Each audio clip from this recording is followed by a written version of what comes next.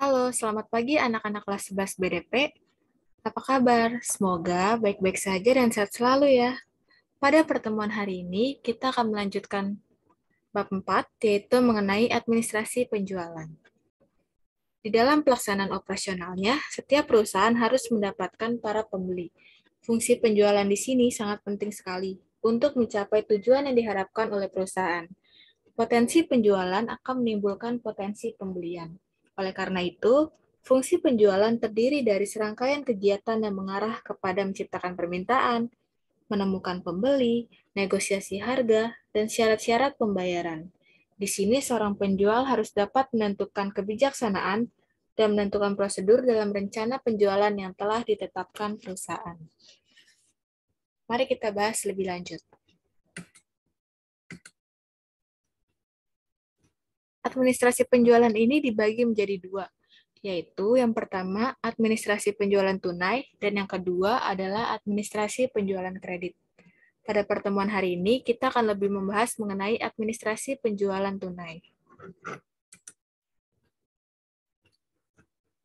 Kita akan mempelajari terlebih dahulu apa sih pengertian dari transaksi penjualan secara tunai. Transaksi penjualan secara tunai ini yaitu penjual langsung menyerahkan barang kepada pihak pembeli setelah pembeli membayar uang kepada penjual. Definisi penjualan tunai menurut Mulyadi tahun 2000 halaman 455 ini, penjualan tunai dilaksanakan oleh perusahaan dengan cara mewajibkan pembeli melakukan pembayaran harga, yaitu harga barang diserahkan oleh perusahaan kepada pembeli. Selanjutnya ada prosedur penjualan tunai.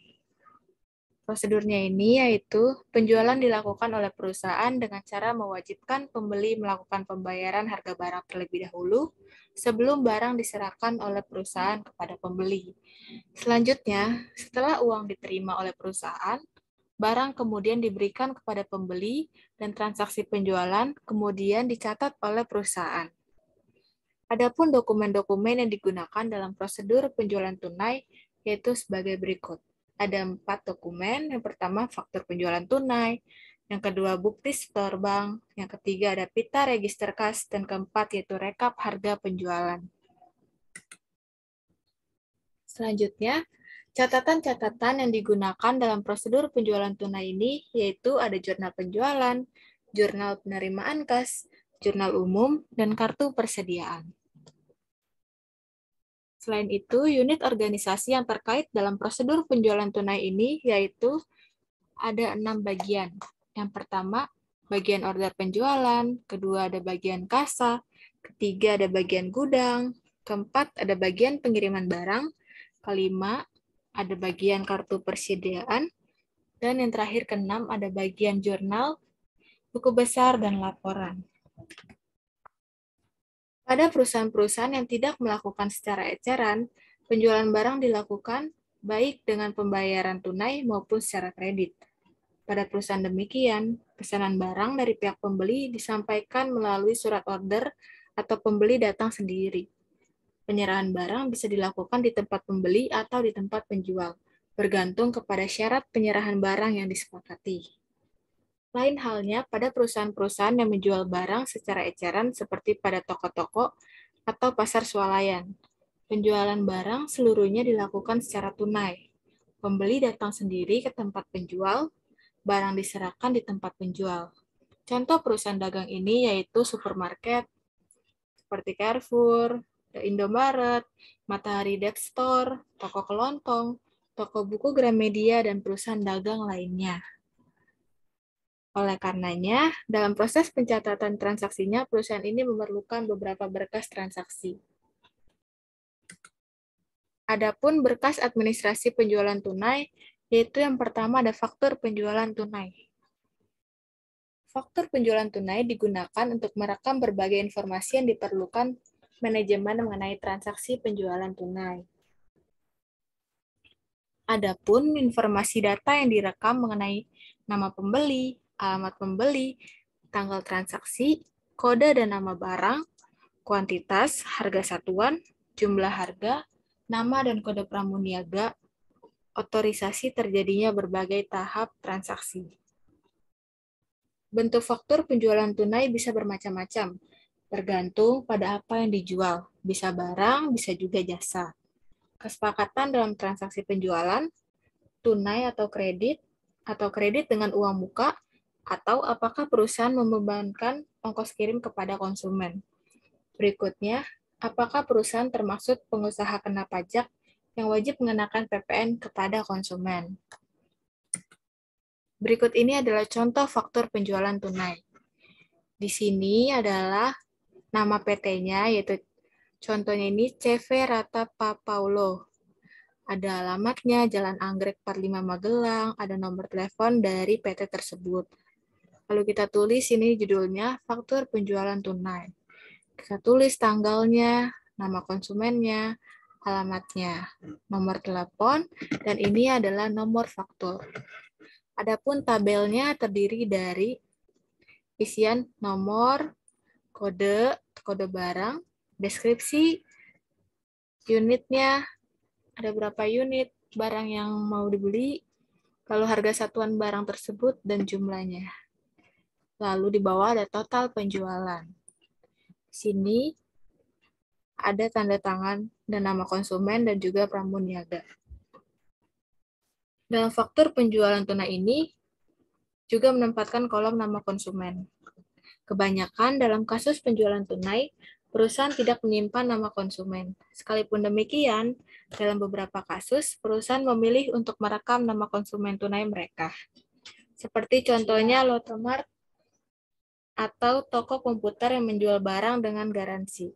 Jadi, jika perusahaan memilih untuk tidak melacak konsumen mereka, maka kolom nama konsumen mestinya dihilangkan dari rancangan faktur penjualan tunai. Jadi, nama konsumen ini tergantung dari perusahaannya. Apakah perusahaan ingin memasukkan nama konsumen atau tidak. Selanjutnya, berkas dari administrasi penjualan ini juga ada nota kontan. Nota kontan adalah bukti transaksi untuk pembelian atau penjualan barang secara tunai.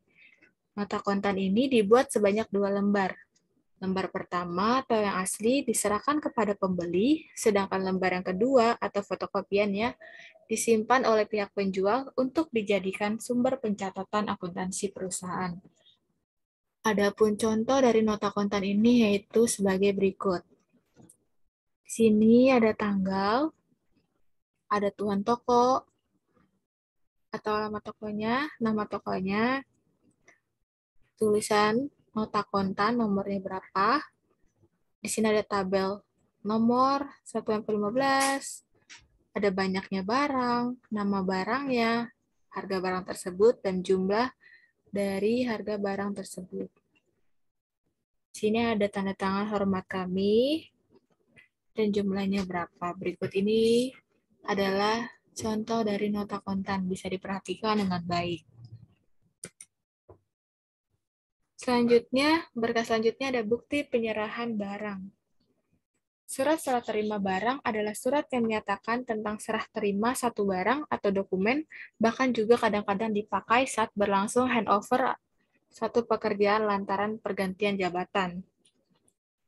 Tanda terima barang ini dipergunakan ketika pengiriman barang atau dokumen sebagai bukti bahwa barang yang telah dikirim tersebut sudah diterima.